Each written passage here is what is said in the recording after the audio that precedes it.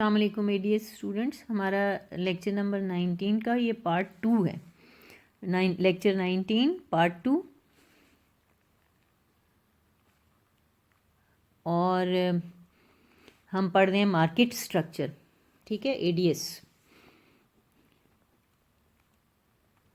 और हमने market structure में मैंने एक ही बताया था आपको कि ड्यूओपली में दो सिर्फ हैं, तो उसमें वो प्राइस मेकर्स होंगे। अब हमारे पास दूसरा कॉन्सेप्ट इसके साथ आ रहा है, ओलिगोपली। ओलिगोपली में एक ही इंडस्ट्री में कम से कम 3 और ज़्यादा से ज़्यादा 13 फर्म्स होंगी, ठीक है। ये भी बिल्कुल इसी तरह ही बिहेव करेंगी, ठीक है। और ये भी पूरी मार्केट को कंट्रोल कर रही हैं। ये सप्लाई बढ़ाकर घटाकर कीमत पर असरअंदाज हो सकती हैं। प्राइस राइज कर सकती हैं, प्राइस फॉल कर सकती हैं। सप्लाई को, क्वांटिटी को क्वांटिटी को कम करके और क्वांटिटी को राइज करके, ठीक है। और ये जो होती हैं इसमें 3 से 13 होती हैं। ये सारे शॉर्ट क्वेश्चन हैं, ठीक है। पहले आपने परफेक्ट कंपटीशन की जो पढ़ी हैं खुसूसियात, वो 5 नंबर का सवाल भी आ सकता है और 2 नंबर का सवाल भी आ सकता है। 2 का आए तो आपने सिर्फ 5 खुसूसियात की ना टाइटल लिखने, ठीक है, और परफेक्ट कंपटीशन को थोड़ा सा डिफाइन कर देना। फिर अगर आपको ड्यूओपली पूछी जाती है, और ये आमतौर पे ये तीनों जो है ना इकट्ठी आती हैं कि what is the difference between duopoly, oligopoly, monopolistic competition. तो आपने इसी तरह जिस तरह आपकी बुक में छोटा छोटा लिखा है ना, इस तरह आपने लिखना है। लेकिन आगे चल के ये ज़्यादा डिटेल में भी आ रहा है, ठीक है। लेकिन अगर 2 मार्क्स के क्वेश्चन में आता है, उसके लिए मैं आपको बता रही थी। अब ओलिगोपली के बाद आपके पास एक आ रहा है, बड़ा इम्पॉर्टेंट कॉन्सेप्ट है, यह है मोनोपोलिस्टिक कंपटीशन।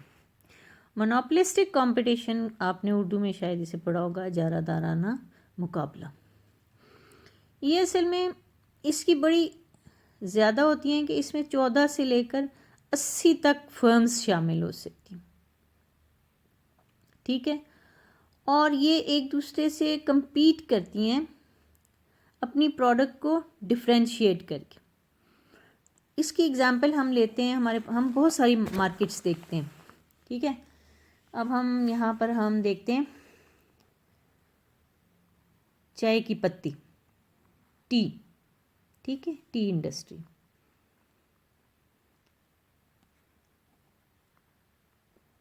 उसके अंदर आपके पास टपाल आ जाती है, लिप्टन आ जाती है, टेटली आ जाती है।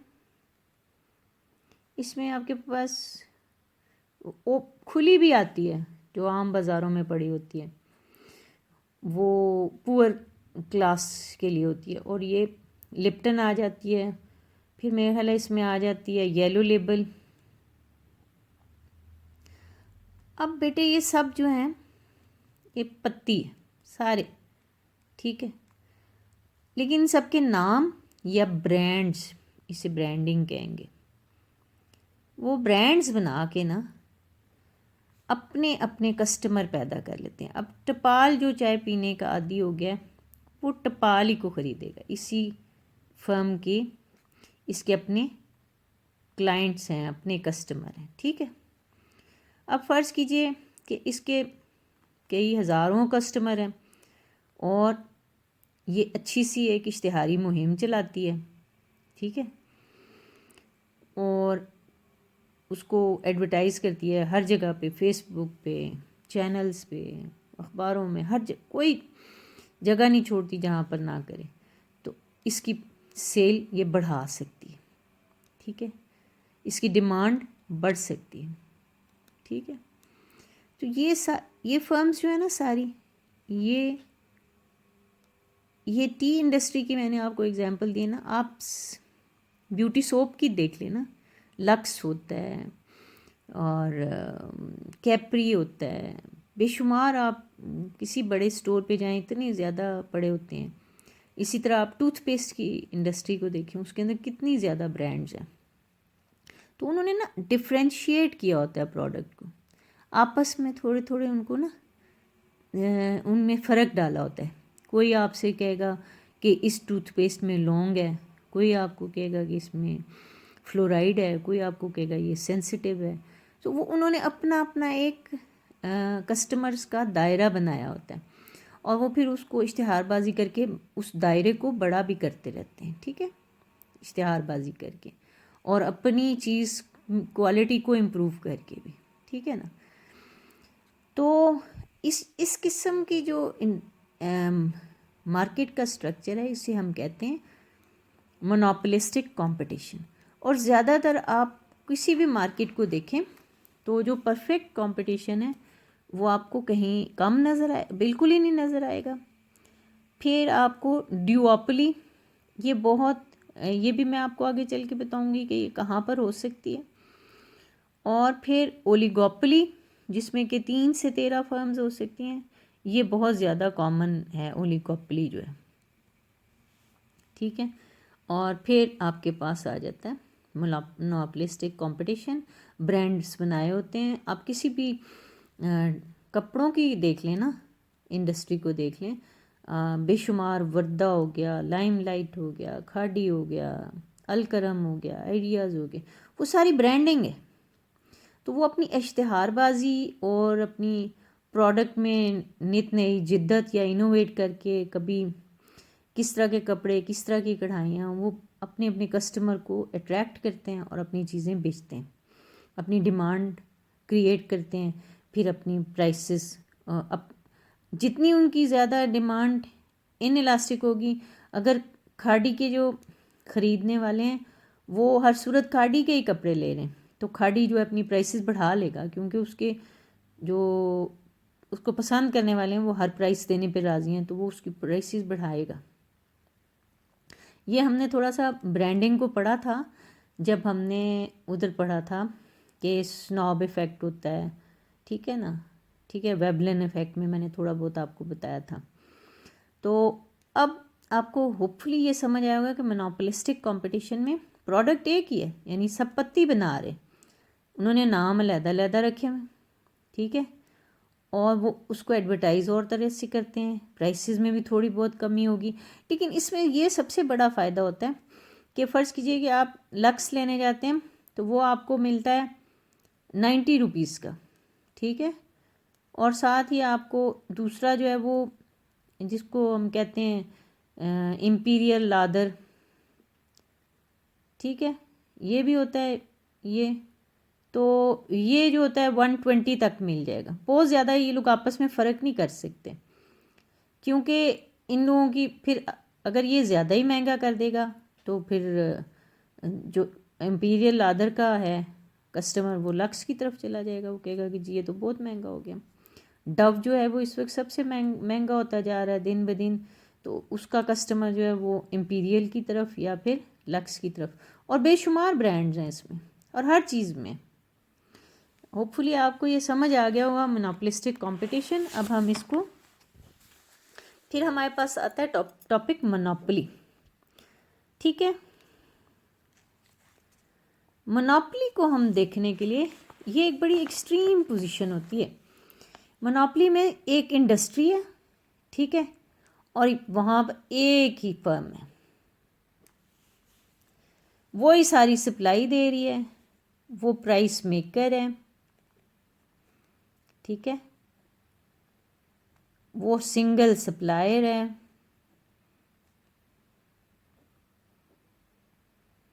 ठीक है, वो सबसे बड़ा उसको एडवांटेज ये है कि वो सिंगल सप्लायर है, तो वो प्राइस मेक कर सकती है, सप्लाई को घटा बढ़ा के।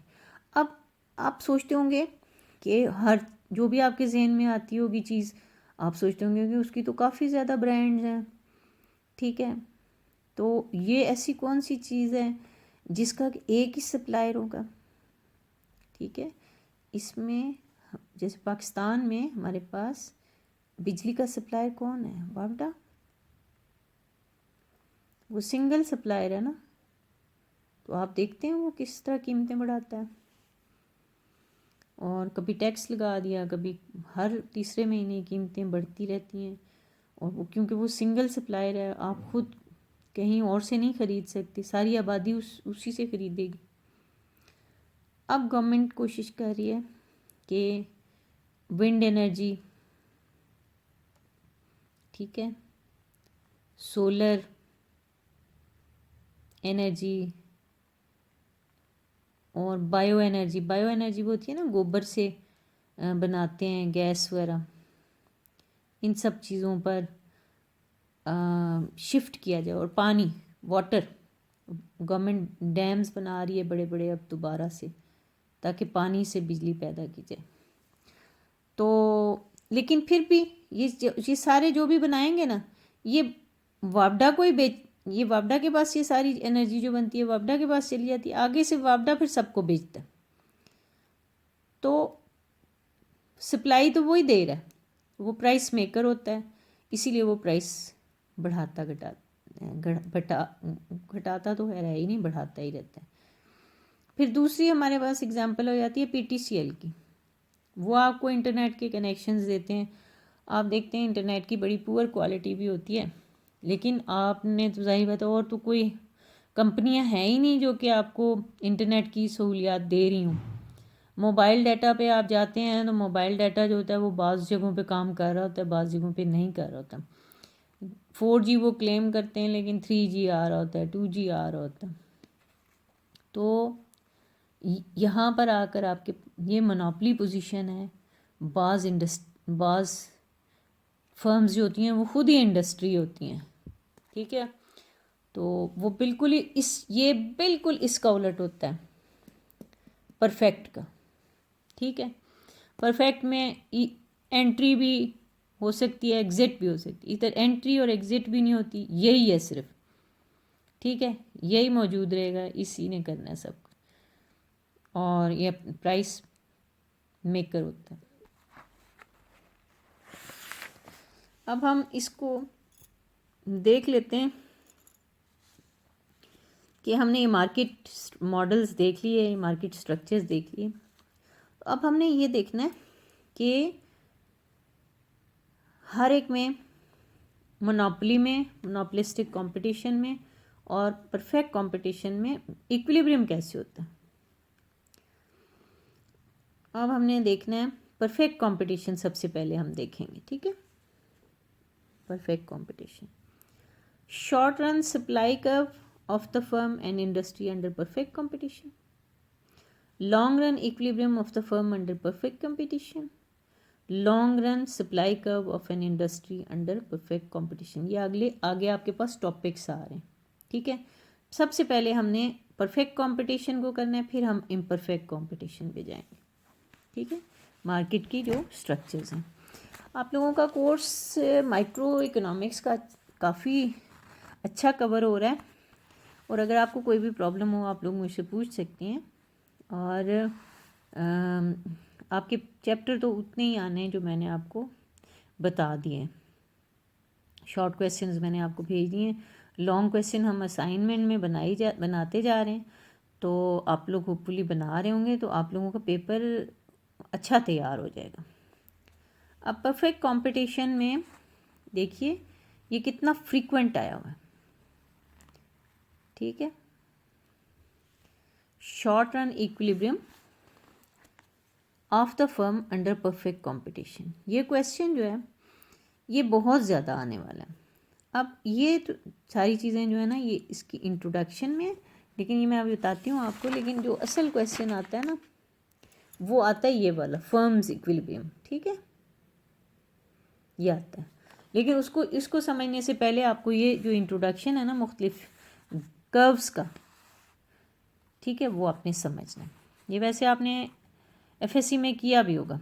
अब शॉर्ट रन जो होता है, शॉर्ट रन पीरियड कौन सा होता है जिसमें वेरिएबल फैक्टर ऑफ प्रोडक्शन आप बदल कर तो फर्म जो है चेंजेस ला सकती है अपनी सप्लाई में।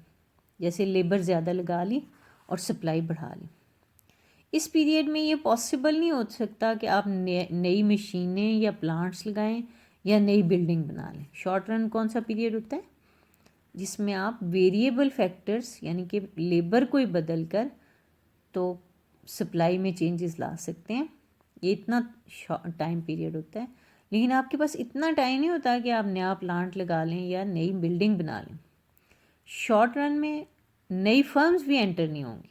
दूसरा क्या पॉइंट हो गया कि शॉर्ट रन, ये जो सवाल है ना ये है शॉर्ट क्वेश्चन और ये बहुत ज़्यादा आता है 2 नंबर का कि define short run. Short run की सबसे पहली खसूसियत ये है कि इसमें वेरिएबल फैक्टर्स ऑफ प्रोडक्शन बदले जाते हैं। ठीक है,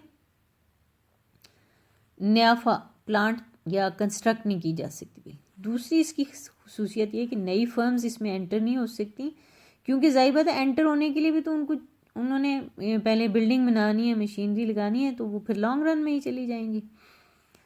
ना ही पुरानी फर्म्स इसे छोड़ सकती।